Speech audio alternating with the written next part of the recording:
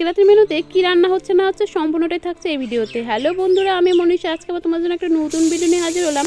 ভিডিওটা স্কিপ না করে সম্পূর্ণটা দেখার জন্য অনুরোধ। দেখো এখন বিকেল 4টে পার হয়ে গেছে, তো ভাবলাম চলো সব কিছু জোগাড় করে রেখে দিই, একটু রাত করে রান্না বসাবো।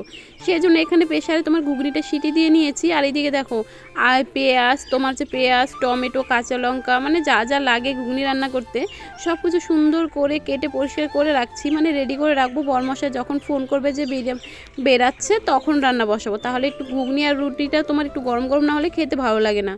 তো দেখো এদিকে ছোট্ট সংসারে ছোট্ট ছোট্ট জিনিস, আমার বটিটা কিন্তু ছোট্ট হলো, খুবই ধার। তারপর এইদিকে দেখো সব কিছু সুন্দর করে কুচি কুচি করে কেটে নিয়েছি। আর লঙ্কাটা ফাটিয়ে নিলাম, কারণ হচ্ছে লঙ্কাটা ছোট ছোট করে কাটিনি। আর এইদিকে দেখো এগুলো কাটা হয়ে গেলে এইদিকে আমি আটাটাকে ভালো করে মেখে নেবো। আর আটাটা একটু মানে আগে মেখে রাখলে কি না রুটিটা খুবই সুন্দর হয়, মানে ফুলকো ফুলকো হয়। সেজন্য আমি একটু আটাটাকে চেষ্টা করি আধা ঘন্টা থেকে 1 ঘন্টা আগে মেখে রাখার জন্য। এইদিকে দেখো আমার আটাটাও ভালো করে সুন্দর করে মাখাও কমপ্লিট হয়ে গেছে। তারপরে দেখো এদিকে প্রেসারে যে সিটি দিয়ে রেখেছিলাম সেই ঘুগনিটা খুলে নিয়েছি। এবার হচ্ছে গ্যাস ধরিয়ে রান্না বসিয়ে দেবো। ভালোই একটু রাত হয়ে গেছে, এখন তোমার 7:30টার মতো বাজে। তো বরমশাই চলে এসছে, সেজন্য তাড়াতাড়ি রান্নাটাও বসিয়ে দিই। আর এদিকে দেখো সবার প্রথমে কড়াইতে সর্ষের তেল দিয়ে পেঁয়াজটাকে একটু ভাজা ভাজা করে তাতে একটু চেরা কাঁচা লঙ্কা আর একটু টমেটো কুচি দিয়ে ভালো করে ভাজা ভাজা করে এদিকে দেখো 2টো ডিম ভালো করে ফাটিয়ে নেবো। ফাটিয়ে এর মধ্যে একটু লবণ দিয়ে, একটু গোলমরিচ গুঁড়ো থাকলে ভালো হতো, ছিল না বলে দিতে পারিনি। এবার এটাকে ভালো করে ফেটিয়ে নিয়ে তারপর এবার আমি আলু পেঁয়াজ যেটা আছে ওর মধ্যে ডিম ভাজাটাকে দিয়ে ভালো করে ভেজে ভুজিয়ার মতো করে নামিয়ে নিচ্ছি। এবার দেখো ঘুগনির জন্য যে মশলাটা তৈরি করছি সেখানে দেখো এখানে আদা রসুনের পেস্ট, শুকনো লঙ্কার গুঁড়ো, ধনে গুঁড়ো, জিরে গুঁড়ো দিয়ে ভালো করে জল দিয়ে একটু নাড়াচাড়া করে একটু মশলা তৈরি করে রেখে দিচ্ছি।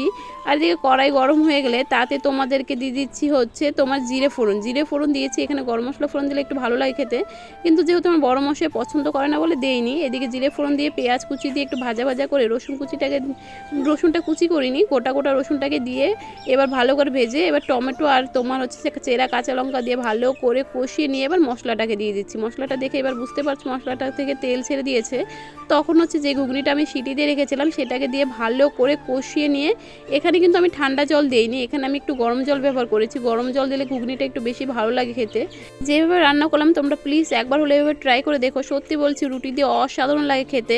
এবার ঘুগনিটা আমার রেডি হয়ে গেছে, ওর ওপর থেকে একটু গরম মশলা দিয়ে এবার নামিয়ে নিয়েছি। এবার আমার রুটি করতে হবে, সেজন্য এইদিকে বরমশাই এসেছে, তো ভাবলাম একটু বরমশাইকে বলে একটু ক্যামেরাটা ধরে দিতে, তো একটু ক্যামেরা ধরে দিল। আর এদিকে দেখো আমি কিন্তু রুটি ভাজতে খুবই ভালো পারি, মানে আমি সত্যি রুটি ভাজতে খুবই ভালো পারি, গোল গোল এবং ফুলকো ফুলকো দুটোই হয়। সেজন্য এইদিকে দেখো আস্তে আস্তে সম্পূর্ণ রুটিটাই ভেজে নিচ্ছি। আর বরমশাই কিন্তু আমার হাতে রুটি করতে, মানে আমি রুটি করলেও খুব ভালোবাসে খেতে, ও বলেনি কি আমি দোকানের মতো রুটি করি, সেজন্য বরমশাইয়ের জন্য রুটি করে নিয়েছি। আর আমার রুটি খেতে অতটাও ভালো লাগে না, তবুও বরমশাই খাইয়ে দিলে একটু ভালোই লাগে। এইদিকে দেখো দুজনের জন্য খাবার রেডি করে নিয়েছি। এবার একটু বরমশাইকে খাইয়ে দিয়ে বললাম কেমন হয়েছে। বরমশাই বলছে সেই হয়েছে, সত্যিও অসাধারণ হয়েছিল। তোমরা একবার হলো ট্রাই করার, ভালো লাগলে লাইক, কমেন্ট, শেয়ার, সাবস্ক্রাইব করে দিও। আজকের মতো গুড নাইট সবাই।